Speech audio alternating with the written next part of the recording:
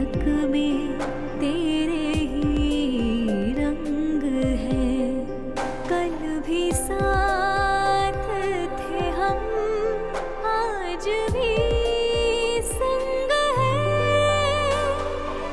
ओ सफर मेरे हम सफर।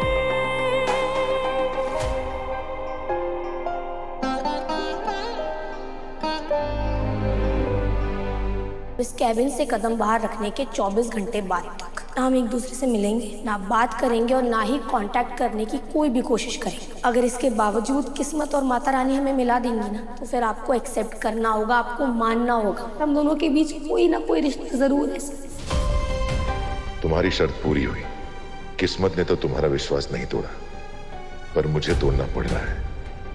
भगवान ने तो हमें एक दूसरे के सामने लाकर खड़ा कर दिया, पर मुझे अपना चेहरा छुपाना पड़ा।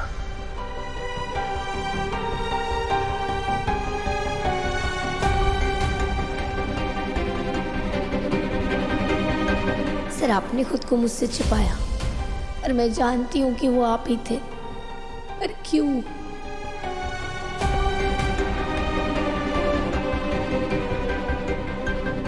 मैं ऐसा क्यों कर रहा हूं, ये मैं तुम्हें कभी नहीं बताऊंगा।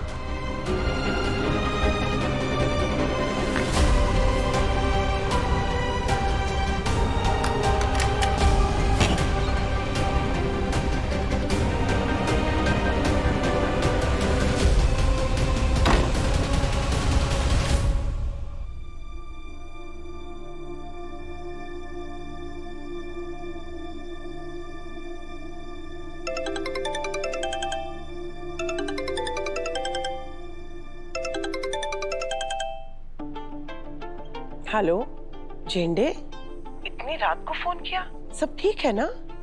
हाँ माँ, सब ठीक है। माफी चाहता हूँ। दरअसल सर से पता चला कि आप लोग जीवदानी मंदिर गए थे दर्शन के लिए, इसलिए सोचा पूछता हूँ कि दर्शन अच्छे से हुए ना और सब ठीक रहा ना वहाँ पे? हाँ हाँ, सब ठीक है और दर्शन भी बहुत अच्छे हुए।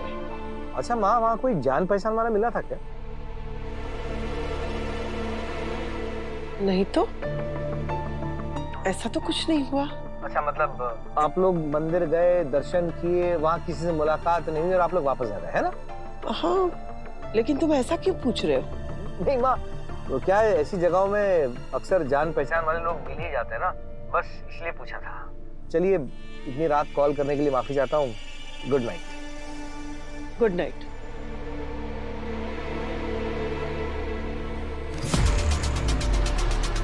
तो आर्यवर्धन सर की और अन्नू की मंदिर में मुलाकात नहीं हुई। इसका मतलब ये कि अब अन्नू को जयपुर जाना ही होगा।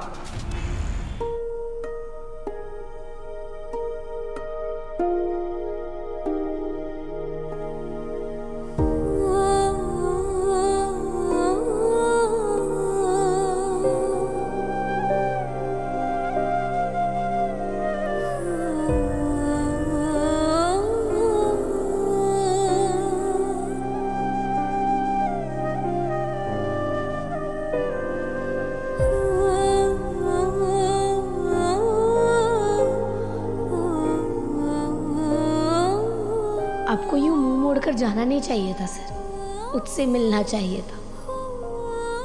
हमारा यहाँ मिलना किसी चमत्कार से कम नहीं था। मुझे लगा था दिल्ली से बाहर तो आपसे मिलने का कोई चांस ही नहीं होगा। पर देखिए माँ की लीला,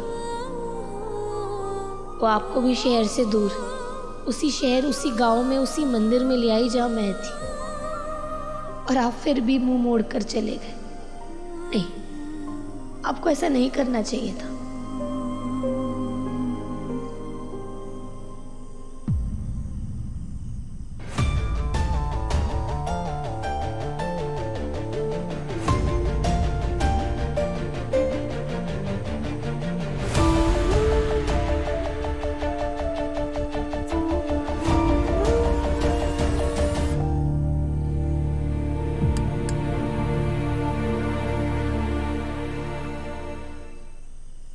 अनु बेटा। हाँ बाबा।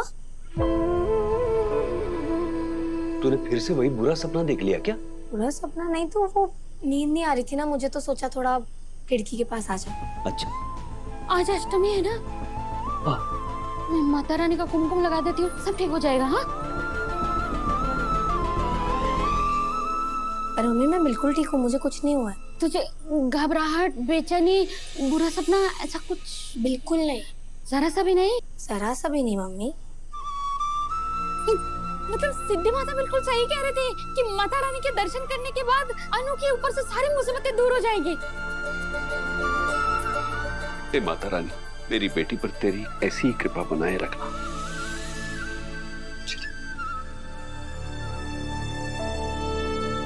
पापा मम्मी, आपको लग रहा है कि मुझे तकलीफ नहीं हो रही है, लेकिन मंदिर में आर्य सर मेरे सामने होते हुए भी मुझसे मिलने नहीं आए। इससे बड़ी तकलीफ की बात मेरे लिए और क्या हो सकती है।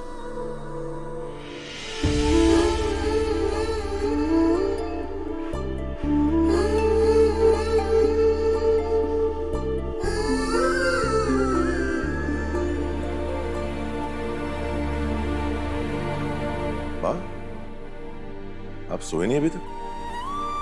नींद नहीं आ रही है। माँ, आज आपने बहुत ट्रैवल किया है, थकान हो गई होगी। थकान तो लगी है, लेकिन इस थकान में कुछ अलग ही सुख है। माता रानी के दर्शन करने के बाद उनका चेहरा आंखों के सामने ही घूम रहा है।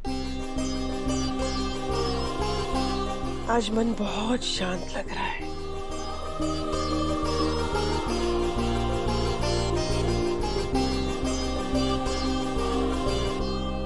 Thank you. किस लिए माँ? मेरे लिए मंदिर आने के लिए। मेरा बहुत मन था कि मैं अपने बेटे के साथ माताजी के दर्शन करूं, और तुमने मेरी ये इच्छा पूरी कर दी। तुम्हारे ना कहने के बावजूद वहां आना ये कोई आम बात नहीं है बेटा। जरूर माता रानी तुम्हें वहां खींच के लाई थी। अगर 24 घंटे के अंदर माता रानी ने हमें मिला दिया तो आपको मानना होगा कि हम दोनों के बीच कोई ना कोई रिश्ता जरूर है सर, और माता रानी हमारे रास्ते एक करना चाहती है।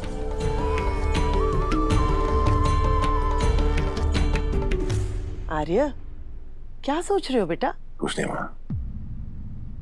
माँ, आपसे एक बात पूछूं? पूछो। माँ, आप हमेशा कहती रहती है ना कि अगर हमारे दिल में किसी चीज के लिए तेज इच्छा हो, मतलब हम किसी भी चीज को दिल से चाहें, तो भगवान उससे जरूर पूरा करता है। वो तो है। तो अगर दो लोग अगर ये तय करें कि वो एक दूसरे से नहीं मिलेंगे पर फिर भी वो मिल जाते हैं, तो क्या ये भी भगवान की करनी है? बिल्कुल, क्योंकि अगर उन दो लोगों ने ये फैसला किया है कि एक दूसरे को नहीं मिलना, लेकिन मन में इच्छा है कि मिलना है, तो वो उन दो लोगों का फैसला है, ईश्वर का नहीं। और जब ईश्वर को इस इच्छा के बारे में पता चलता है तो वो ऐसे हालात पैदा कर देते हैं कि वक्त उन दोनों को एक दूसरे के सामने खड़ा कर देता है। आर्य, प्यार में वो ताकत है जो इस दुनिया की हर रुकावट से ऊपर है।